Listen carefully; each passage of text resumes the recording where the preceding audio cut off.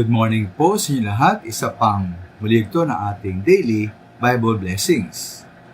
Pamagat po ng ating aralin ngayong umaga ay, frustrated ka ba? Frustrated ka ba? Kung kayo po ay may tungkuling gumabay, mga laga, humubog, o magpalago ng iba, maaaring mangyari po sa atin, at siguro normal lamang na makaranas ng frustration o pagkabigo.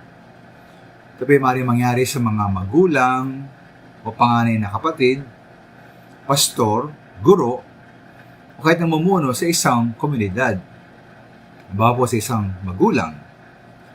Magulang ka, nais mong maturuan ang iyong anak ng wastong asal at pag-uugali. Nais mo siyang mailayo sa bisyo at masamang gawain.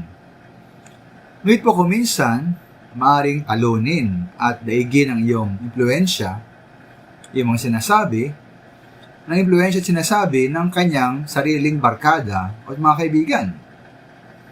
Bawa ikaw isang guro sa isang school o pastor ng isang iglesia, pastor ng isang iglesia.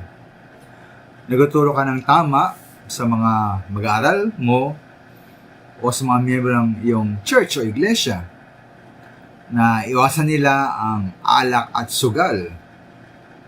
Ngunit paano kung ang mga mag-aaral mo, ang mga miyembro mo, ay may magulang, halimbawa ama na lasenggo, at ang kanilang ina ay kubrador ng loteng o sugal. Kaya mga na may hangganan, limitasyon at magagawang impluensya sa ibang tao. Maganda pong larawan dito, ang sinabi po ni Pablo sa 1 Corinto 5:6. Sabi niya po, sino ba si Apollos at sino si Pablo? Kami mga lingkod lamang ng Diyos na kinasangkapan niya upang akayin kayo sa pananampalataya kay Kristo. Ginawa lamang ng bawat isa sa amin ang tungkuling ibinigay ng Panginoon. Ako nagtanim, si Apollos ang nagdilig, subalit ang Diyos ang nagpatubo at nagpalago. Kaya po ikaw ay isang magulang o panganay na kapatid o isang pastor o isang guro sa isang paaralan o namumuno. At po tandaan na isa ka lamang sa mga may impluensya sa mga taong nais mong akayin sa wastong pag-uugali at pumuhay.